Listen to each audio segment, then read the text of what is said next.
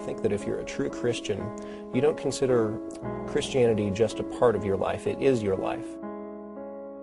And if you follow the teachings of the Bible, specifically Mark 16:15, which says, "Go out into the world and preach the good news to all creation," then you have an obligation to share that faith with others. If you saw a building on fire and you knew there were people in it, and you knew that you were capable of running in there and saving someone who wouldn't be able to help themselves, if you knew that you could help them, would you just stand there and do nothing?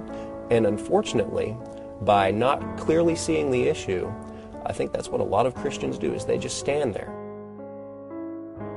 I think, by and large, most of it is that most Christians are not really well educated as to their own religion's position on various issues.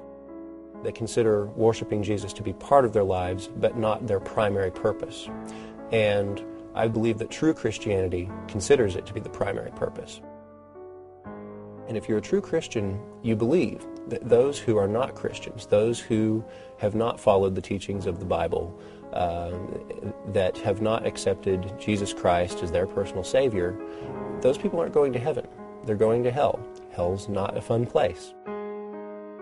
I have heard Christians, definitely, that have the view that everyone is entitled to their own belief, and that's not necessarily a bad position to have, but if you believe that what they believe is going to earn them a place in eternal suffering, then there's a problem with that, in that you're allowing them to be tortured for eternity, while at the same time believing that you shouldn't save them from that.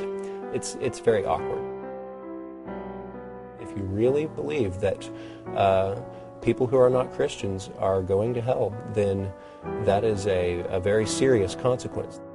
And if you don't take that seriously, I think that you might be compromising your own belief system.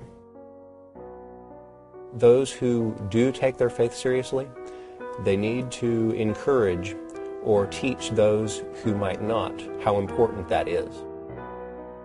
Sometimes I think Christians are afraid of being labeled as a Bible thumper, or to have negative connotations associated with them.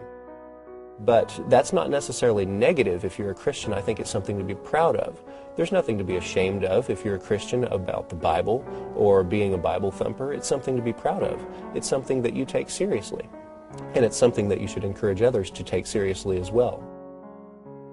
And it might require you to challenge yourself, to, stand up in front of crowds, to talk to people that you don't know. Missionaries work in places where the predominant religion is not Christianity, and that's a completely different scenario than in most parts of the United States. But they take it in stride, they accept it, and they move on. You shouldn't take rejection personally, but consider it that you gave them a fighting chance.